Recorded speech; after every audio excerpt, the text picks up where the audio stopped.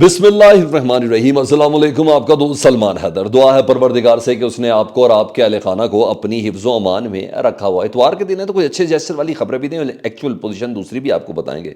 مریم نواز صاحبہ کی سرجری ہوئی اور بڑی سرجری تھی، جس سے متعلق باقاعدہ مسلم لیگ نون نے بھی ایک عدد خبر دی کہ ان کی سرجری خیر و عافیت سے ہو چکی ہے، اور فواد چودھری نے اس کے اوپر بیسٹ وشز کا ٹویٹ کیا، اور کوئی شک نہیں کہ اچھا پولیٹیکل جیسچر ہے، اور یہ سیاستدانوں کو کرنا بھی چاہیے۔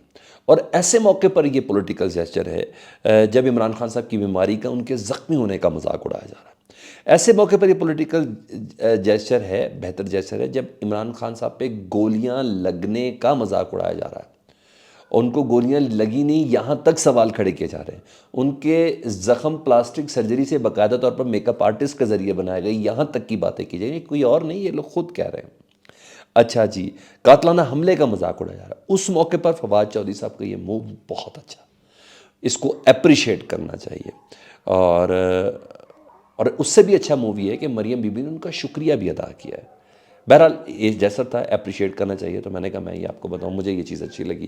اور سیاست اپنی جگہ، انسانیت، دکھ، درد، تکلیف، یہ تمام چیزیں اپنی جگہ، یہ تو سب کو ایک دوسرے کے ساتھ شیئر کرنی چاہیے، یہ انسانیت کا تقاضا ہے۔ اب میں پاکستان کے اس معاشی ارسطو کی بات کرنا چاہ رہا ہوں، کیونکہ اب مجھے بھی بہت غصہ چڑھ گیا، کیونکہ وہ چیزیں کہیں نہ کہیں ہم پہ اتنی اثر انداز ہو رہی ہیں، تو وہ جو افورڈ ہی نہیں کر سکتے ان کی کیا پوزیشن ہوگی۔ اسحاق ڈار صاحب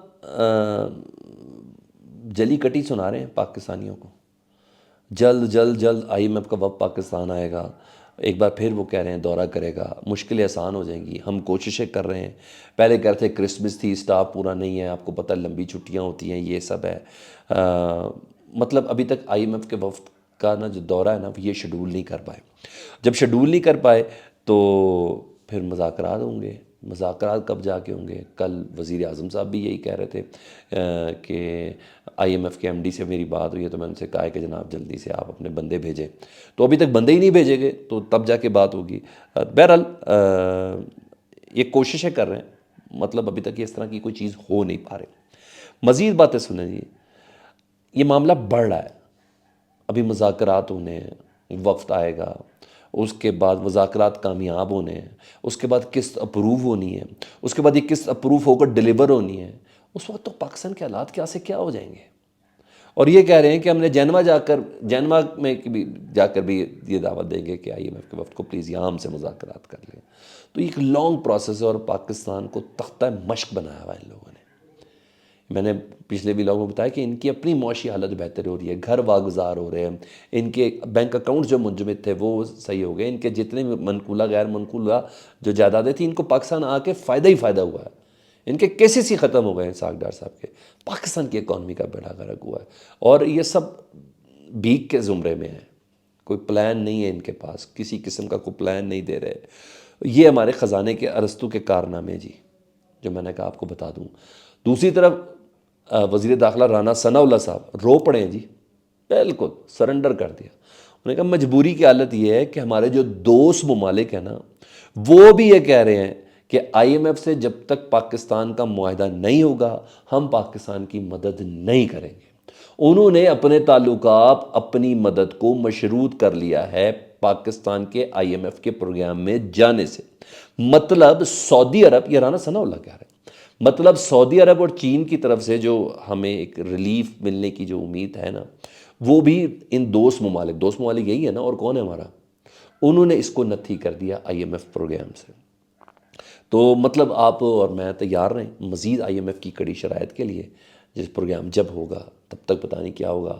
وہ کہتے ہیں کہ ہاں 4.5 ارب اسٹیٹ بینک کے پاس رہ گیا ہے زر مبادلہ میں، مگر وہ جو 6 ارب ہمارے کمرشل بینکوں کے پاس ہے نا، اس کو بھی اپنا ہی سمجھیں۔ اسحاق ڈار صاحب یہ کہہ رہے ہیں۔ اچھا، آپ کہتے ہیں مان لیتے ہیں، ایسا ہوتا نہیں ہے۔ جو commercial bank inter bank rate پہ ڈالر نہیں دے رہا، وہ کہہ رہا ہے صرف لکھا ہوا ہے یہ کمپیوٹر پہ، ٹریڈ کوئی نہیں ہے اس پہ، یہ ایکسچینج ریٹ نہیں ہے کوئی اس پہ۔ جو میں نے پھر ہمیشہ کہا ریمیٹنس کون بھیجے گا؟ اس انٹر بینک ریٹ پہ، جب 260 روپے کا 65 روپے کا ان کو اوپن مارکیٹ میں مل رہا ہے گھر والوں کو. جس آدھے طریقے سے اگر کسی کو نہیں پتہ سن لینا، اگر کسی نے ادھر سے $1 بھیجنا ہے تو بینک میں بھیجے گا تو 225 ملیں گے، اوپن مارکیٹ کے ذریعے ہنڈی کے ذریعے بھیجے گا 260-65 ملیں گے، تو 265 پہ جا کے دے گا نا، تاکہ اس کے گھر والوں کو زیادہ پیسے مل جائیں. تاریخ کی بدترین سطح پر پہنچ چکے ہیں یہ ریمیٹنس والے معاملات بھی. ہاں ابھی عید شید کو تہوار آئے گا، ظاہر بات ہے لوگوں نے عیدیاں دینی ہیں، کپڑے لینے ہیں، بکرا جائے گی تو بکرے لینے، پھر یہ کہتے ہیں جی تاریخ کی سطح کے سب سے زیادہ ریمیٹنس آ گئی ہے. وہ بکرے لینے لوگوں نے اپنی قربانیاں تو کرنی ہے، اس لیے پیسے بھیجتے ہیں. اچھا بہرحال وہ بھی اب ہنڈی کے ذریعے ہوگا، اس طرح نہیں ہوگا. اچھا بہرحال یہ تو سب کر رہے ہیں. دوسرا میں نے اس سے پہلے کہ میں دیگر کو پولیٹیکل خبریں بتاؤں تو میں آپ کو کھیل کے اندر پولیٹکس کے حوالے سے کچھ بتانا ہے. یہاں بات نہیں کی بری بات ہو جائے گی. نجم سیٹھی صاحب میرٹ کی ماں بہن ایک کر رہے ہیں اور مسلسل کر رہے ہیں، اور کیونکہ آئے بھی سفارشیں، جب آئیں گی سفارشیں تو کام بھی یہ کریں گے. کرکٹ کی سوجھ بوجھ ان کو ہے نہیں، جب سوجھ بوجھ ہے نہیں تو پھر جہاں کریں گے تو ایک ہی کام ہے نا، یا چڑیا اڑاتے تھے یا سیاست کرتے تھے. سیاستیں کر کے وہ آج پی سی بی کے وہ بن گئے، کہیں تنکا شنکا دباؤ شباؤ کی بنا پہ بنے نا. اور کیا ہے ایکسپرٹیز، مجھے بھی تو پتہ چلے کیا ایکسپرٹیز ہے. تو بہرحال وہ سیاست کر رہے ہیں، بدترین فیصلہ کیا ہے، اور سارے ادارے کو یہ پہلی پاکستان کے بربادی کی طرف گئے ہیں تو یہ بھی برباد کر رہے ہیں. تھوڑا پی سی بی کے اندر تھوڑی بہت جانتی. شاداب خان جی انجرڈ ہیں، وائس کیپٹن ہیں جی پاکستان کرکٹ ٹیم کے، اور جب انجرڈ ہوئے تو ان کی جگہ نائب کپتان مقرر کرنا تھا، تو شان مسعود کو نائب کپتان مقرر کر دیا جی. اور مزے کی بات یہ ہے کہ بابر اعظم جو کپتان ہے اس کو پتہ ہی نہیں ہے کہ شان مسعود کو نائب کپتان بنایا. جو بندے نے فیلڈ میں اس کو اسسٹ کرنا ہے اس سے متعلق اس کو مشورہ نہیں لیا گیا. اس نے کیا کیا بیچارے کپتان نے، جو عبوری ہمارے چیف سلیکٹر صاحب ہیں، اگریسو آدمی ہیں، شاہد افریدی صاحب، ان سے پوچھا شاہد بھائی آپ کو پتہ ہے نائب کپتان لگا دیا گیا ہے شان مسعود کو، میڈیا کہہ رہا ہے. مجھے تو نہیں پتہ. تو شاہد افریدی صاحب کہتے ہیں مجھے بھی نہیں پتہ، یہ آرڈر اوپر سے آئے ہیں. اوپر سے مراد ظاہری بات ہے نجم سیٹھی صاحب کی طرف سے آئے ہیں. جب کیپٹن کوئی بائی پاس کر دیں آپ اس کے نائب کیپٹن کے لیے اس کی سلیکشن کے حوالے سے، تو مجھے آپ بتا دیں پرفارمنس کیا ہوگی. بیڑا غرق ہی ہوگا نا. ہاں یہ دیکھنا ہے کہ کس کی فیملی کی سفارش تھی. میں یہ نہیں کہہ رہا شان مسعود اس قابل ہے، نہیں، یہ بدتمیزی ہے، یہ بری بات ہے. یہ چیز آپ کو پتہ ہونی چاہیے تھی. میں نے کہا میں آپ کو ذرا بتاتا ہوں. آج ہم پارلیمنٹ حملہ کیس عمران خان صاحب کا 2013 کا تھا، جب پیٹ کے ساتھ پی ٹی آئی اسلام آباد پہنچی تھی. تو عمران خان اس میں دہشت گردی کے ادارے سے بری ہو گئے تھے کہ پارلیمنٹ پہ حملہ انہوں نے کیا، تو دہشت گردی کے ادارے ان کو بری کر دیا تھا. اب ان کے خلاف نا اپیل اسلام آباد ہائی کورٹ کے اندر حکومت نے دی ہے، وفاق نے اپیل دائر کی تھی، تو اسلام آباد ہائی کورٹ نے وہ اپیل مقرر کر لی. کل پیر کے روز یہ سماعت کے لیے منظور ہو گئی ہے. جسٹس محسن کیانی، جسٹس سردار اعجاز خان ڈویژن بینچ سماعت کرے گا. ٹائمنگ اہم ہے اس کیس کی، اور اس کیس کا میں وٹنس خود بھی ہوں. میں اس دن خود بھی موجود تھا جس وقت پارلیمنٹ کا یہ جنگلہ ٹوٹا تھا نا، میں وٹنس ہوں. اور مجھے بڑے اچھے سے یاد ہے کرنل بلال تھے اس وقت پارلیمنٹ کے باہر، بلڈنگ کے اندر نا، جنگلے کے اندر، لون کے باہر، اور وہ باقاعدہ پیٹ کے لوگ تھے سارے. میں خود ان کے سامنے کھڑا ہوا تھا پارلیمنٹ کی بلڈنگ کے اندر جب یہ جنگلہ ٹوٹا تھا. تو مجھے بہت، کیونکہ وہ بڑا تاریخی ورڈ تھے میرے لیے، تو اس لیے میں ایک ایک کاپی پیسٹ کرتا ہوں. تو انہوں نے کہا ہیڈ فون لگا کے، مائکرو فون لگا کے، انہوں نے کہا دیکھیں آپ جس جگہ پہ موجود ہیں ادھر کوئی ٹیئر گیس تو فائر نہیں ہو رہی نا، ادھر کوئی لاٹھی چارج تو نہیں ہو رہا نا، ان کی جرت نہیں ہے کہ یہ ادھر کریں کیونکہ ادھر آپ کی فوج موجود ہے. یہ ان کے جملے تھے. آپ اپنے گھروں سے تنگ، اپنے رشتہ داروں، اپنے کارکنوں کی لاشیں لے کے، ان کا وزن لے کے اسلام آباد آئے ہیں. پیٹ کے کارکن مجھے بڑے اچھے سے یاد ہے، انہوں نے ادھر کیمپ شیمپ لگائے. انہوں نے کہا آپ لے کے آئے ہیں، آپ سے صرف درخواست ہے کہ آپ اس لون تک کی رہیں، عمارت کے اندر نہیں آنا. یہ عمارتیں ریاست پاکستان کی نشانی ہیں، ان کی حفاظت آپ کی فوج کی ذمہ داری ہے. اس میں ایک شخص بھی پی ٹی آئی کا نہیں تھا. میں اس کا خود وٹنس ہوں. مجھے کہیں بلا لے تو میں اس کی حلفاً قسماً بھی دے سکتا ہوں.